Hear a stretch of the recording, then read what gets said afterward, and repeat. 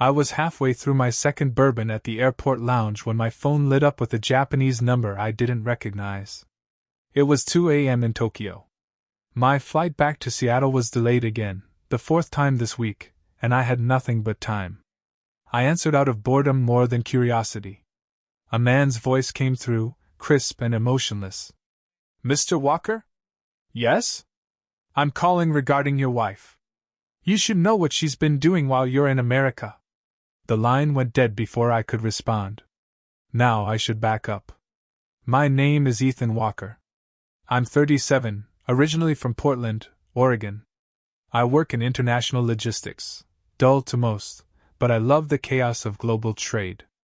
About 3 years ago, during a deal in Yokohama, I met Aiko. She was graceful, wickedly smart, and had a laugh that could melt granite. We married after 6 months. "Too fast," my sister said. "It's romantic," I insisted. "Or foolish," she replied. We moved into a townhouse outside of Osaka, near her aging parents. I flew back and forth between the US and Japan constantly. It was our agreement: she would hold down the home front, I would chase contracts. That phone call, though, it burrowed under my skin. I sat there staring at my drink, trying to figure out if it was a prank or some cruel mistake.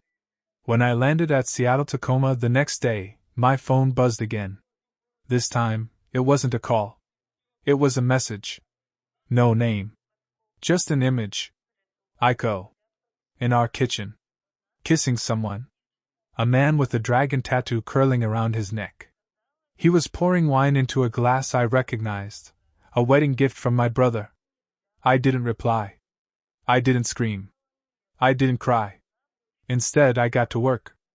I sat in my car outside the warehouse, the same warehouse where I had just secured a multi-million-dollar freight deal for a U.S. defense contractor. But my mind wasn't on logistics. It was on that dragon tattoo. There was something familiar about it. I zoomed in on the image. The man had his back to the camera, but something about the slant of his shoulders and the way he poured the wine, left-handed, triggered a memory. 2 years ago, at a Hanami party Aiko dragged me to in Kyoto, I met one of her old friends from university. His name was Riku. He was charming, a bit too charming. He had a dragon on his neck then too, though back then it was only half finished. I remember joking. "That thing's gonna get you in trouble someday." He winked and said, "Trouble's where all the fun is." I never liked him. Now I knew why. I had a decision to make: confront her? Confront him? Do nothing? No. There was another option. I flew back to Japan that same night, under the pretense of an unscheduled supplier visit. Aiko didn't expect me home for another week. Perfect. By the time I landed in Kansai, I had a plan. I rented a car instead of taking the train, and I didn't go straight home. Instead, I drove to my friend Kenji's tech lab. The guy builds surveillance systems for high-end clients. I told him I suspected a break-in at my property. Not a total lie. Emotion is a liability in these situations, and I had none left to waste. Kenji handed me a tiny camera disguised as a wooden bowl. A voice recorder hidden in a calligraphy brush. An emotion sensor disguised as an incense burner. When I got home, I was calm. Colder than I'd ever felt. Aiko was out, at her Ikebana class, supposedly. I let myself in with my key. The place looked perfect. Too perfect. I installed the gear quietly, efficiently. I even replaced the wine glass from the photo with its twin. Hers had a crack in the base. A tiny one. And then I saw it, one of my jackets, hanging on the back of a chair. Only I hadn't worn it in months. I reached into the pocket out of habit. A key. Not mine. I turned it over in my hand, and something clicked. It was a key to a love hotel. With the name embossed on the side, Hotel Amaterasu. I knew exactly where it was. I knew exactly what I had to do next. The next morning, I drove straight to Hotel Amaterasu. I had heard rumors about this place. It was a well-known love hotel, tucked away on a quiet street in downtown Osaka. It was the kind of place where businessmen met mistresses, where long-forgotten wives became something else for a few hours. I'd never paid much attention to it before, but now, it felt like the center of the universe. I parked across the street, hidden in the shadows. The building stood there like any other in the city, nondescript, but with the kind of sleek modernity that screamed anonymity. I knew the key in my pocket was more than just a physical object. It was a doorway into my wife's secret life. I didn't know how long I sat there, watching the hotel entrance. I couldn't stop thinking about the night she called me after I landed. The way her voice had trembled when I mentioned coming home early. I had chalked it up to her being a bit flustered over me changing my plans. But now I couldn't believe I'd missed the signs. I needed answers. But I had to be smart. No confrontation. Not yet. The key was my only leverage, and I wasn't about to waste it. I saw her. Aiko. Dressed casually, the same coat she wore when we had dinner at my parents' house last year. She was walking briskly toward the entrance, her eyes on her phone. She didn't see me. Not yet. My heart raced as I slipped out of the car, trying to control the heat in my chest. This was the moment. If I wanted to destroy everything, I could just walk in there right now. But I had already been betrayed. My job wasn't to lash out. My job was to figure out how far this went, how deep she had buried her lies. I waited until she was inside before I followed her. Slowly. Quietly. I stepped into the lobby, acting like I belonged. The receptionist didn't even glance up. I gave him a polite bow, like I had done 1,000 times in Japan, and approached the elevator. The floor was nearly empty. A few couples passed by me, speaking in hushed voices. I pressed the button for the 3rd floor. The doors closed, and for a moment, the world outside vanished. The elevator dinged softly, and I stepped out, my breath caught in my throat. Aiko's room number was on the monitor. I had the same key. And now I was here. In this twisted version of my life. Room 302. I didn't rush. The hall was silent. The carpet beneath my feet felt like it was swallowing the sound of my steps. I reached the door, paused, and slid the key in. It clicked open. Aiko's perfume hit me immediately, her signature scent, a mix of jasmine and sandalwood. It was the scent I had fallen in love with. But as I entered, something stopped me cold. The dragon-tattooed man was sitting at the edge of the bed, his back to me. He didn't see me at first. But Aiko, her face flushed, turned slowly as I entered. The look in her eyes. I had never seen that look before. Fear. Shock. But under it, something else. It wasn't guilt. It was something colder. And then, with a breath I almost couldn't hear, she whispered one word. Riku. The air felt thick, like the tension had turned into something physical, pressing down on me. My hand was still on the doorframe, my knuckles white from the force I was using to grip it. Riku. The man I had never trusted. The man who had somehow weaseled his way into our lives, into my wife's life, while I was away. But it wasn't just betrayal that I was feeling now. It was something worse. Something that made my stomach churn and my head spin. I had never imagined this, that Aiko, my quiet, reserved wife, would do something like this. We had fought before, sure. We had our share of issues, but I always believed we were solid. Marriage wasn't perfect, but it was ours. Or so I thought. Aiko stood up slowly, her eyes glued to mine, her lips parted, as though searching for words that would never come. Riku, who had been sitting casually, suddenly stiffened. He turned around. His tattooed arm was still visible, but now there was something different about him. His eyes weren't just defensive. They were desperate. For a second, he looked at me like he wanted to say something, but he didn't. He just ran his hand through his messy hair and stood up from the bed. The silence between us was unbearable. The situation felt like something out of a bad soap opera, too absurd to be real. But it was real. I didn't know what to say. I couldn't even think straight. But Aiko finally spoke. Ethan, I didn't want you to find out like this.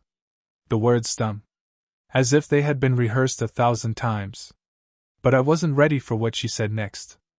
I was going to tell you, she said, her voice trembling now. But I didn't know how. It happened before I even realized what I was doing. It wasn't supposed to happen. And I tried to stop it. I blinked, trying to make sense of the words. I wasn't angry yet. Not the way I thought I would be.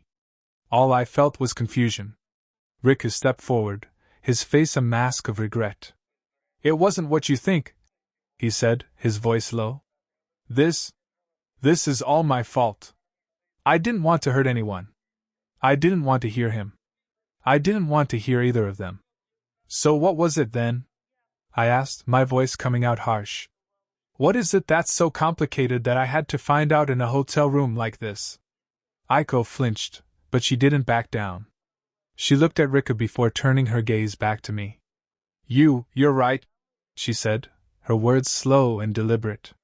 It's not just an affair. There's more. Something I should have told you from the beginning.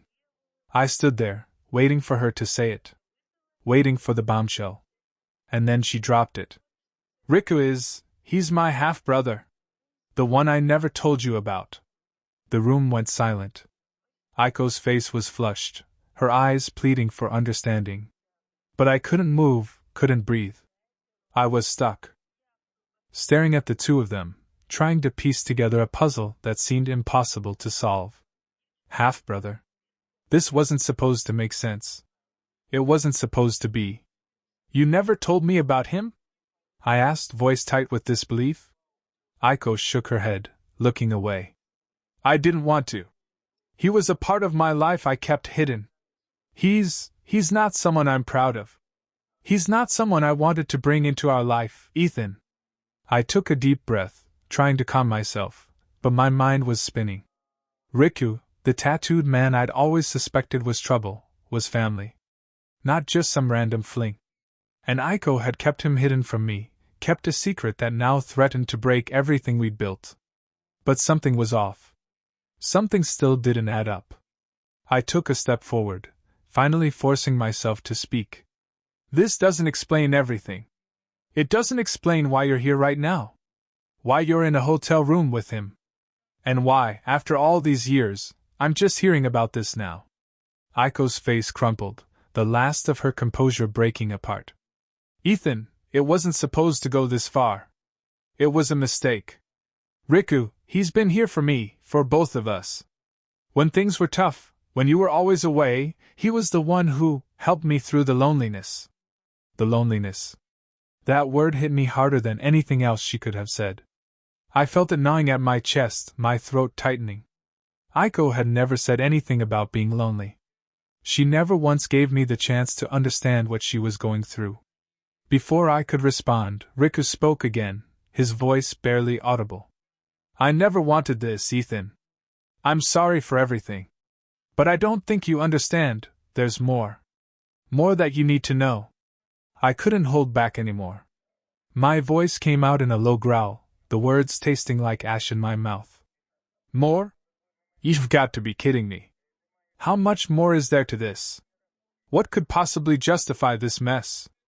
Aiko's eyes flicked between me and Riku, and for the first time, I saw something else in her, not guilt, but fear. Fear of me. Fear of losing everything. She opened her mouth, but Riku cut her off before she could speak. There's more, Ethan. Something neither of us wanted to share with you. But now I have to. His voice was hesitant, shaky. He looked like a man trying to confess his sins but terrified of the consequences. I crossed my arms, trying to steady myself. Then spill it. Riku took a deep breath. It's about your job. The company you're working with, the logistics firm. They're involved in something much bigger than just contracts and shipments.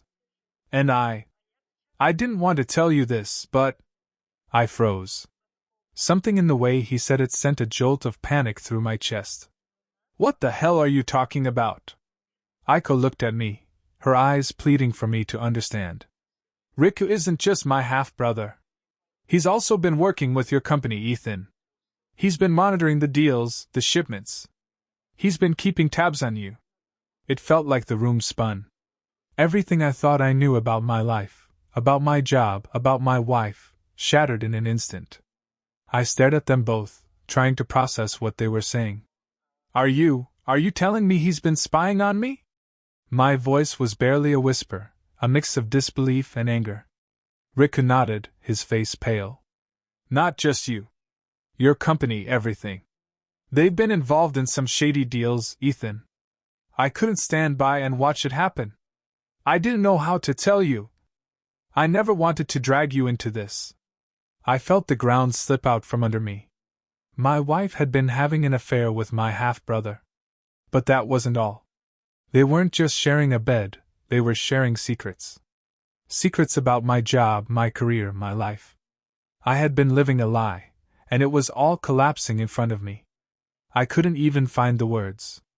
I just stood there, staring at them. Ethan, Aiko said softly, her voice trembling. This isn't just about us. This is about you too. I didn't know how to tell you, but now you have to know. Your company, they're involved with criminal organizations. It's bigger than we ever imagined. And Rick has been trying to stop it. I swear to you, we never wanted you to get caught in the middle. I felt a surge of nausea. The weight of her words hit me like a freight train. I thought I had everything under control. I thought I knew where my life was going. But now everything, my career, my marriage, my sense of self, felt like it was slipping through my fingers. So that's it then? You two were working together all along, keeping these secrets from me? I couldn't help the bitterness creeping into my voice. Aiko shook her head, stepping closer to me. No, Ethan, it wasn't like that. I didn't know everything. I didn't understand the full extent of it.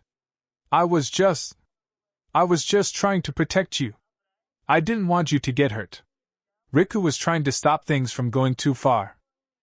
Riku stepped forward now, his voice low and steady.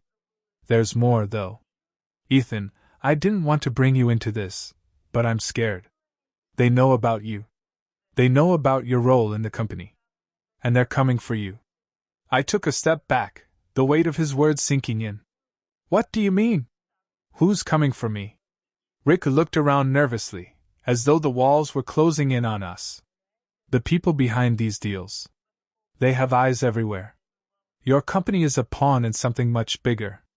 And they'll do whatever it takes to silence anyone who threatens to expose them. I was numb. My world, my life, everything I had worked for, was suddenly out of my control.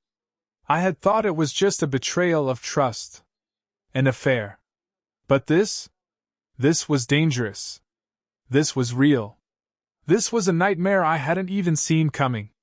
Aiko looked at me, her eyes filled with desperation. Ethan, we need to leave. All of us. I know you're angry, and I don't blame you. But I can't lose you. Not now. We have to get out of here before they... But before she could finish, the sound of footsteps echoed down the hallway. Someone was coming. I looked at Riku, then at Aiko. The room felt suffocating, the walls closing in. Whatever they had been trying to protect me from, it was here now. And there was no running from it. The footsteps stopped outside the door. The footsteps outside the door grew louder, and I felt my pulse quicken. Aiko's face paled, and Riku's eyes widened in sudden realization. They hadn't expected anyone. Not now. Not so soon. Who's there? I whispered, though I already knew the answer. I didn't need to hear the voice to understand that we were no longer dealing with family drama or workplace secrets. This was something far darker. The knock came, sharp and deliberate. 3 knocks. A pattern. Aiko and Riku exchanged a glance, and I saw fear flash across their faces. I didn't know what they were afraid of, the mess we were in, or something much worse. Aiko grabbed my arm urgently. We have to leave, Ethan. Now. But I wasn't about to run. Not without answers. Not without some semblance of control. My life was already on fire. The least I could do was find out who was fanning the flames. Riku stepped toward the door, a hesitant hand on the handle. He glanced back at me, his expression conflicted. It's them. I can't face them. His voice cracked. You better open that door, I said, my voice barely audible, but firm. We're all in this together now. He swallowed hard, then turned the handle. The door creaked open. I wasn't ready for what I saw. Standing in the hallway wasn't a man in a suit or some anonymous figure. No, it was a face I recognized, but only barely. The man before us was wearing dark sunglasses, a crisp black suit, and an unsettlingly calm expression. His hair was slicked back, his jaw tight.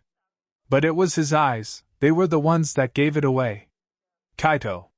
He was a man I'd crossed paths with during a conference in Singapore a year ago. I had no idea he was connected to Aiko or Riku. But seeing him standing there, the cold air hanging between us, I knew immediately that he wasn't a coincidence. He was part of this mess. Part of the web I was now entangled in. You've made a terrible mistake, Kaito said, his voice smooth and quiet, but with an undercurrent of threat. I was hoping you wouldn't get involved in this, Ethan. I warned you to stay out of it. I didn't flinch. You've got a lot of nerve showing up here. Aiko looked like she might faint. Her voice quivered. Kaito, please. Not now. He ignored her. Your company's mistakes, your wife's mistakes, he said, nodding towards Aiko. They all led us here. I gave you a chance to walk away, but you insisted on staying in the dark. I'm done being in the dark. I shot back. I want answers. Now. Kaito stepped inside uninvited, his presence filling the room like a heavy storm cloud. He looked at me with a mixture of disdain and something else, a kind of amusement, as though this was all a game to him. Answers? You want answers, Ethan? You think you're entitled to them? Let me make it clear, you're no longer in control. No one is. You think this affair, these secrets, are the real problem? The real problem is much bigger than you or your wife. I could feel my heart racing. This was no longer about Aiko's infidelity or my broken marriage. This was something deeper, something I hadn't even begun to grasp. The pieces were coming together, but they didn't make sense yet. Why? Why all of this? What do you want from me? I asked, my words thick with frustration. Kaito gave a thin, humorless smile. You were never meant to be part of this, Ethan. But you've already played your part, whether you like it or not. And now you'll have to deal with the consequences. I couldn't comprehend it. My mind was swirling, trying to catch up. But before I could ask anything more, Kaito took a step forward, his hand reaching into his coat pocket. I instinctively took a step back, but Kaito only pulled out an envelope, smooth and sealed with a dark, wax-like symbol. This is for you, he said, his voice colder than I thought possible. You'll need this if you want to understand the whole story. If you want to survive. I hesitated, staring at the envelope in his hand. It was heavy, as if it contained more than just papers. Kaito was pushing it toward me, but I was afraid to take it. Afraid of what it might mean. Afraid of what it could lead to. Aiko reached for my arm, her voice barely above a whisper. Ethan, don't. Please. It's too dangerous. But it was already too late. I took the envelope. Kaito nodded slowly, his eyes gleaming behind the dark sunglasses. You've just stepped into the deeper waters, my friend. I hope you can swim. With that, he turned and walked out, leaving the room colder than before, like the air itself had been sucked out. I stood there, staring at the envelope in my hand, a chill running down my spine. What the hell had I gotten myself into? The door clicked shut behind Kaito, leaving me in a thick silence that almost felt oppressive. Aiko and Riku stood frozen, their expressions a mixture of fear and regret. I could still feel the weight of the envelope in my hand, its edges sharp, like it was carrying more than just paper. I didn't know what to do. What could I do? I turned it over slowly, my fingers trembling as I broke the seal. The wax melted away with a soft crack, revealing a plain white sheet of paper. There was no logo, no insignia. Just words. I unfolded it with growing trepidation, and my eyes immediately scanned the message. My heart pounded in my chest as I read. Ethan, you've been a pawn in a much bigger game. The company you work for, the people you trust, are not what they seem. They are connected to a network far more dangerous than you realize. You need to trust no one, not Aiko, not Riku, not even your own instincts. The truth about your company's involvement in criminal activities is just the surface. There's a larger scheme in play, one that reaches deeper into your life than you know. Your wife has been entangled in this world longer than you think. Her connection to me isn't the only secret she's been keeping. I am sending you the location of the one person who knows everything, and who can help you expose it all. But you must act quickly. The clock is ticking. Kaito. I read the letter again, my mind struggling to make sense of the mess I was suddenly in. I looked up at Aiko, who was watching me with wide, terrified eyes. What is this? What is he talking about? What did you really know? Her lips trembled as she spoke, her voice barely a whisper. I didn't know, Ethan. I didn't know the full extent of it. I only found out recently. I swear. Riku, who had been standing to the side, finally spoke up, his voice low and pained. She's telling the truth. We didn't know, Ethan. We thought this was just about business deals, contracts. But we found out that you were involved in something far darker. Something neither of us ever wanted you to get caught up in. I was spiraling, trying to keep my bearings, trying to understand where the truth ended and the lies began. My career, my marriage, everything I had known had been a front. A carefully constructed illusion. How much of it had been orchestrated by people I barely knew? I looked down at the letter again. Kaito's words weren't just warnings, they were threats. He was daring me to uncover the truth. But why? And what did he want from me? Aiko, Riku, I said, my voice strained with frustration. I don't know who to trust anymore. If everything's connected, if this whole mess is tied to my company, to you, to me, I need to know what's going on. I need the full picture. Riku stepped closer, his face tight with guilt. We wanted to protect you, Ethan. We didn't want to bring you into this. But now that you've found out, we can't run from it anymore. You're right. This is bigger than we thought. And if we don't move fast, they'll destroy everything. What do we do now? I asked, my voice thick with disbelief. Where do we even start? Aiko reached for my hand, her fingers trembling as she held on to me. We go to the location Kaito mentioned. We find the person who knows everything. We get the truth, and we bring it all into the light. I looked at her, trying to read her expression, trying to understand her. But I couldn't. Too many secrets. Too many lies. How could I trust her now? Riku cleared his throat, his voice firm. I know where the place is. It's a small town outside of Kyoto. An old inn. They don't want us to find it, but Kaito gave me the address. If we go now, we might still have time. I stood there, feeling the weight of the decision pressing down on me. I could leave. I could walk away, pretend none of this ever happened. But deep down, I knew I couldn't. The letter had opened a door I couldn't close. The truth was waiting, and I was being dragged toward it whether I liked it or not. I looked at Aiko one last time. Are you sure you want to do this? Are you ready for what we might find? She nodded, her eyes resolute. I'll do whatever it takes to fix this. To fix us. I exhaled sharply, my head swimming with too many questions. All right. Let's go. As we walked out of the room, the gravity of what we were about to do hit me again. We were no longer just running from the past. We were walking straight into the heart of the storm. And there was no turning back. The car ride to Kyoto was a blur. My mind raced with 1,000 questions, none of which seemed to have answers. The quiet hum of the engine was a poor distraction from the chaos unfolding inside my head. Aiko was sitting beside me, her hand in mine, but the tension between us was palpable. She hadn't spoken much since we left the hotel. She didn't have to.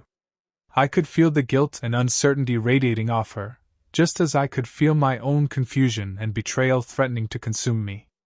Riku drove in silence, his knuckles white against the steering wheel. Every so often, I would glance at him in the rearview mirror, his eyes distant, lost in thoughts I couldn't even begin to understand. His role in all this was murky, like he was straddling a line between betraying his family and trying to protect them. I didn't know which side he was really on, but right now, we were in this together. Whether I liked it or not. The sun was setting as we approached Kyoto. The city lights flickered ahead, giving way to the dimly lit streets of the rural outskirts. Aiko had told me about the inn we were headed to, a place nestled in a small village, surrounded by mountains. It sounded like the perfect place to hide something, or someone. We reached the outskirts of the town just as night fell. The further we went, the more isolated the area became. The landscape around us was eerie, a series of narrow roads and abandoned buildings that looked like they hadn't been touched in years. It was as though time had stopped here, frozen in some forgotten moment. Finally, we arrived at the inn. It was small, quaint even, but there was something about it that felt off. The building was old, with wooden beams that creaked in the wind, and a stone pathway leading up to the entrance. A flickering lantern hung by the door, casting long, ominous shadows across the front steps. It looked like something out of a horror movie. I turned to Aiko. "This is it?" I asked, my voice tight with apprehension. She nodded, her eyes scanning the surroundings. "Yes. Kaido said this is where we'd find the answers. But be careful, Ethan. This place, it's not what it seems." I felt a shiver crawl up my spine. Everything about this moment felt wrong, like we were stepping into a trap, and we were too deep to escape. But there was no turning back now. The truth was waiting inside. Riku stepped out of the car first, moving toward the door with a sense of purpose. Aiko and I followed. As we approached, I could see an elderly woman standing at the entrance. Her face was wrinkled, her hair long and white, tied back in a traditional knot. She watched us silently, her eyes sharp and knowing. She didn't smile, didn't speak. She simply waited.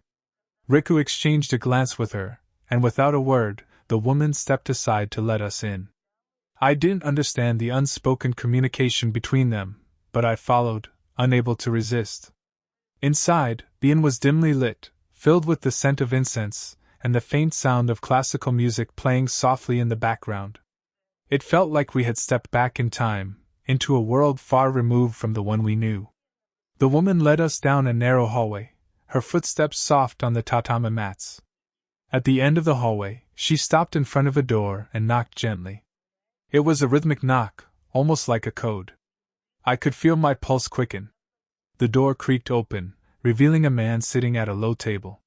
His face was partially obscured by shadows, but I could tell from his posture and the way he held himself that he was someone important.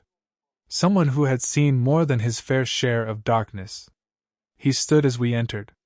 "Ethan," he said, his voice calm but heavy with authority. "I've been expecting you." I froze. His voice was familiar, like a ghost from the past. "Who are you?"